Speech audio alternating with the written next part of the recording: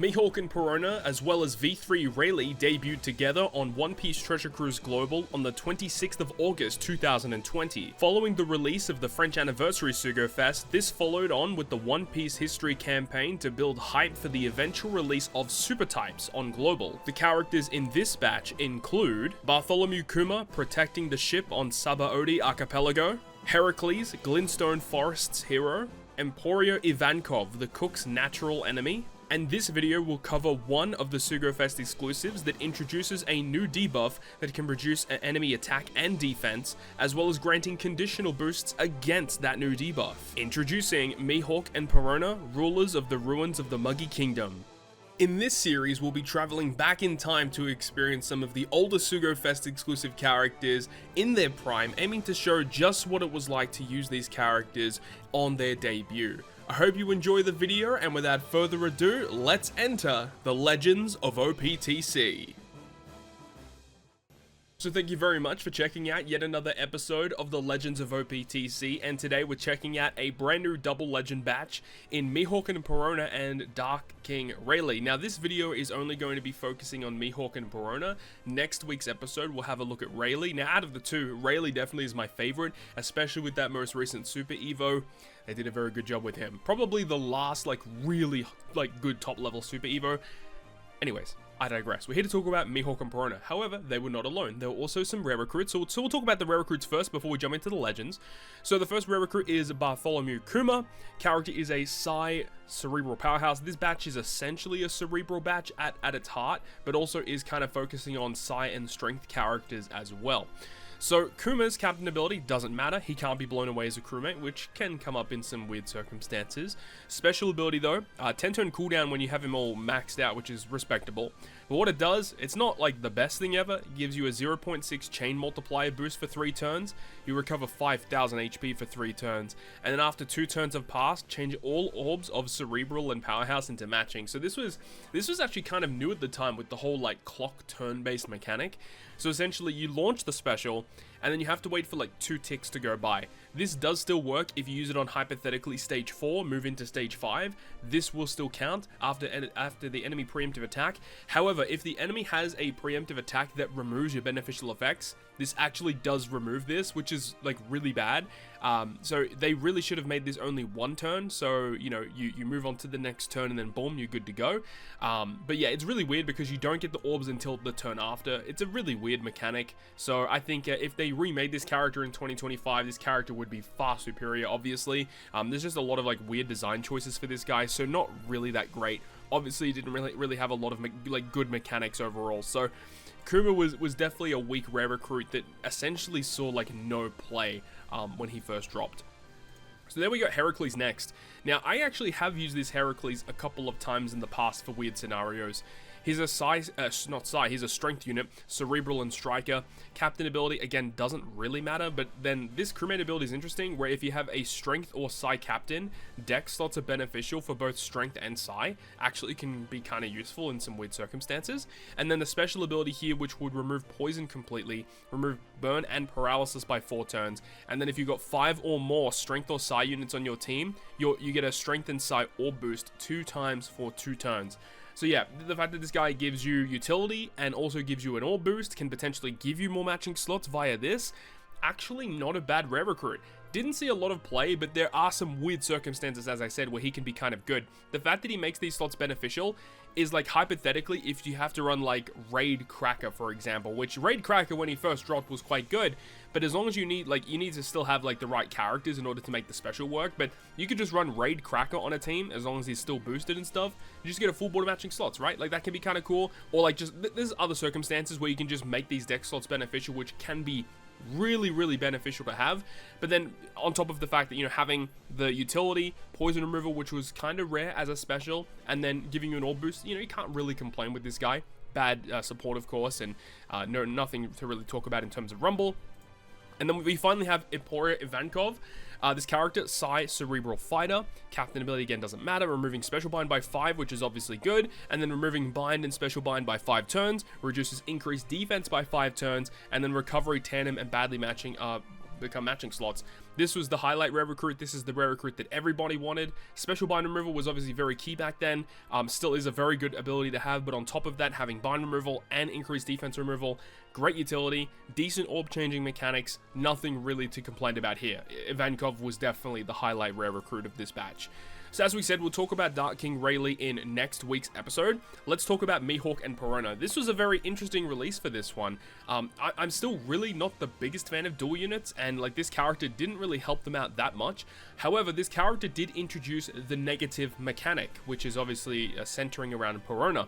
So let's go ahead and break down exactly what's going on here. Mihawk is strength, Perona is psi. You got Mihawk being cerebral slasher, Perona cerebral driven, and then in their combined form they are also cerebral and driven. The captain ability here, Mihawk captain ability, strength and psi boosting, 3x, 3.5 if they have a strength, quick, dex, int, or psi slot. So basically if you got a type slot, you get 3.5 times instead, 1.3 times HP. Strength orbs are beneficial for psi, lowers the chances of landing recovery and tandem slots, which kind of makes sense in terms of design because if you got a type slot you get slightly more damage, so that makes sense for Mihawk. As for Perona, 3.25 times flat with the same health boost, psi slots are beneficial for strength, lowers the chance of recovery and tandem slots.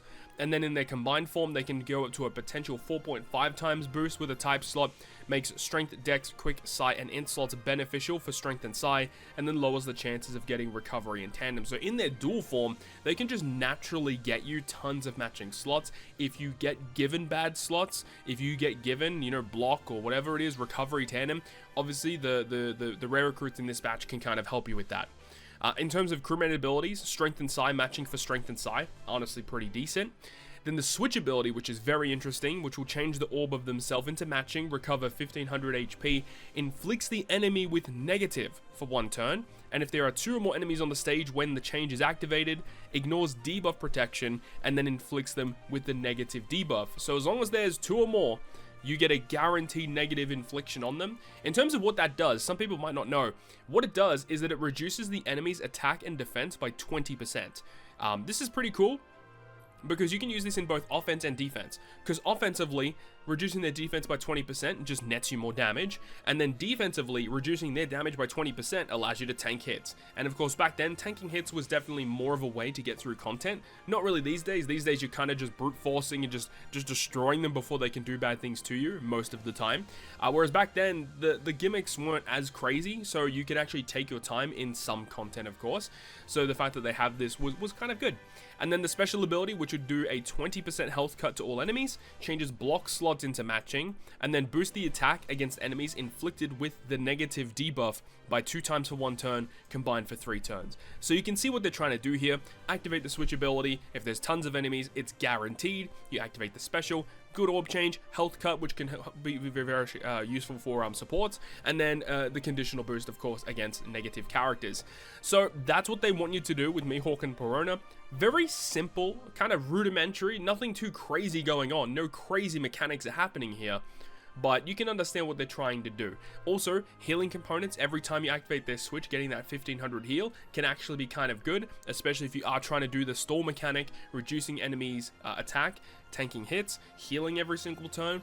Yeah, the character was not great, like super offensively focused, but in terms of like running a more defensive style team, Mihawk and Perona actually kind of help with that. So with all that being said, let's actually jump into the game now, build a team with Mihawk and Perona, and take on some content. Alright, we are in game right now with Mihawk and Perona, and this is the team that we have right here. A pretty interesting looking squad. We are using some of the rare recruits, which is nice. You know, sometimes we don't get the opportunity to do that when we do this series, but luckily we get to do that this time today with the Ivankov and the Heracles. We're not going to be using the Kuma, although Kuma you could actually put on the team. We are making things a little bit easier for ourselves by using Elizabello. He's going to help us on one of the stages a little bit later on, but realistically, if you wanted to actually run the batch, you could replace the Elizabello for sure with the Kuma. That would probably work all right. We are also using this Nami from Film Stampede, which is going to be a pretty useful unit, and of course with our double leads of Mihawk and Perona. So without further ado, let's go ahead and jump into this one. Very interesting clash, this one, against Clash Jimbo, Olmei Jimbei. Yeah, so for this one, you can only bring characters that are strength and psi. So this was a raid that came out around the same time of these units, to kind of highlight how you can use these characters together. So of course we can go ahead and show off the negative effect here. So we switch over to Perona, and then you see that there is a debuff that is inflicted on them. As you can see here, it decreases their attack and their defense by 20%, that is. And of course, unfortunately, you can't double stack it, which would be kind of cool, but it is what it is. Do be careful though, because if you do actually want to go ahead and get this stall off on these guys, the negative effect will heavily reduce that defense on turtles, so it actually makes them really easy to clear. So do be very careful if you are opting to do something like that. So we'll go ahead and do that. We'll kill these guys, and then these elder turtles that are chilling here, we can take our time against them, which is going to be quite nice. So we want to make sure that our specials are ready to go. You do see that Elizabello is ready because that's the way that he's kind of designed. He received the potential ability of reduced cooldown, so at the start of the quest he's essentially ready to go. If you guys don't know how Elizabello works, you can charge his special past his maximum level, and for each turn that you stall past his max level, it will increase the amount of damage that his special does when you eventually launch it.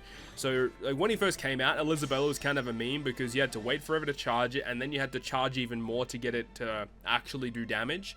But now, the fact that he has that, you know, potential ability to just give him the cooldown, it actually does make a huge difference. Okay, so very interesting stage here. You got some characters with barriers. That's not really going to be that big of a problem because we can guarantee Psi and Strength slots every single turn with Mihawk and Perona. We do want to deal with that Seahorse though. That's definitely going to be a bit of a problem. And I think we could probably kill all of these guys in one turn. Yeah, I really don't think that's going to be a bit of a problem. We should probably do that. So we want to keep at least one Psi slot. So I think we'll attack with our Mihawk first and then go into Elizabello. We'll see how this goes.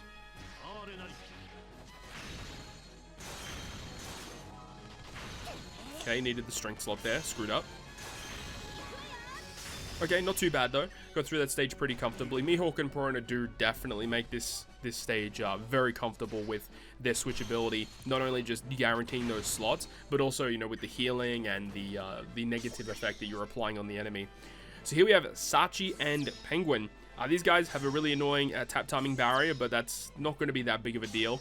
And this is why we brought Elizabello. So we're going to use Elizabello on this stage right here. This guy, because we've charged his special quite a fair amount, it should knock out all the guys surrounding them. Okay, good. Now we'll activate the switch ability of Mihawk and Perona, because why not?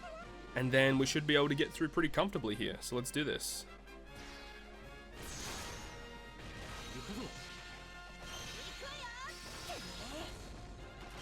Very good. Working out pretty well. Working out pretty well. Alright, stage 4, we have Beppo. Old mate Beppo. So this guy is pretty annoying. And this is where we're going to be using our Ivankov, because Ivankov has the really cool ability to remove increased defense. You could technically replace Ivankov with whatever you want, but Ivankov is just a really good character for this specific turn. Not only that, but Ivankov's special will change badly matching slots into matching. That's not really going to be that big of a deal anyway, because we are going to use one of our Mihawk and Perona specials. So let's go ahead and switch. And then we'll go ahead and switch. Because this whole content is, like all the enemies are int, we're going to go ahead and use the Perona special. And then next turn, we can switch into our other Perona, so we'll have double Mihawk and Perona captains. So here's the special animation here. Remember, we have inflicted them with the guaranteed negative because there's more than 2 enemies on the stage. That effect there is going to allow us to get the 2x conditional boost against those characters. We have a full board of matching slots. The enemy does have an attack increase, but if you don't get hit, who cares, right? Who cares? Alright, so let's go ahead and kill these guys with our strength characters first, and then our Psi characters to target down Beppo, who will have more HP. Let's do it.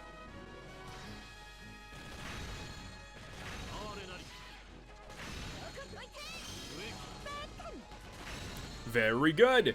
Very good. Everything's going very smoothly thus far, until it doesn't, right? It works until it doesn't. So Old Mate Jimbo here, he actually has some pretty pesky mechanics, but our rare recruits as crewmates on this team should be able to deal with the gimmicks that we're going to be inflicted with. Actually, I just remembered, I think we just forgot about something. I think he has damage threshold, doesn't he? Oh, he does. Okay, that's not going to work. He has damage threshold. I completely forgot about the damage threshold. Okay, we're probably going to have to make this team a little bit differently because I don't think Nami gets through damage threshold. This guy doesn't get through damage threshold. Okay, we're gonna have to run this back, completely overlook that, so we'll be back once we actually can get through his damage threshold. Okay, so we are now back in the same content. We have a slightly different team. We took out the Nami because we just didn't really need her. We just needed someone that could do something similar to what she did on top of remove damage threshold. And we do have this limited rare recruit Carrot who had released before this batch had actually come out. And I do believe she's going to help us here.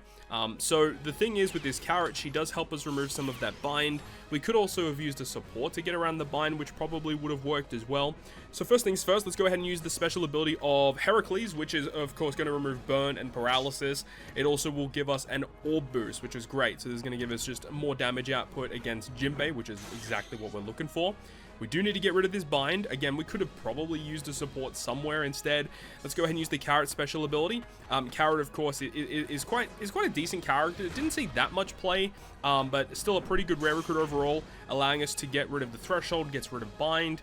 And she actually would normally give you a delayed conditional boost, which would overlap with what Mihawk and Perona are trying to do, but it only happens if you have a free spirit captain, which luckily is not the case here. Let's go ahead and switch over to Perona. We can use the special ability to go ahead and change those block slots into matching. We'll have the conditional boost, we'll have the orb boost, and I believe this will be enough damage to kill. Just with a 2x orb boost, 2x conditional boost, full board of matching slots, I think that's probably what we're going to need. Only 2 characters of strength, the rest are Psy. We have the double dual unit captains this time around now. It's really cool that we have this negative effect. It would be cool if like more characters could abuse this kind of a mechanic. Obviously it is only kind of centered around using Perona, but it is pretty neat altogether. So now that we have an established team, let's go ahead and get this job done. Let's do it.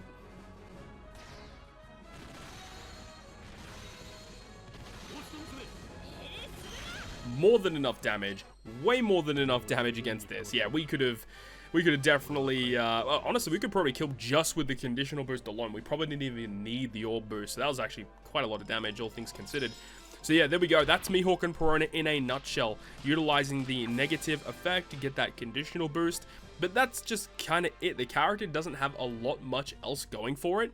However, you got to remember that this is actually one of the characters that doesn't have a super evolution yet. So could you imagine what they could potentially do with this character with the super evolution in mind and level limit break? So I do think this character has a lot of potential upside, but as for right now, we have to wait for their super evolution.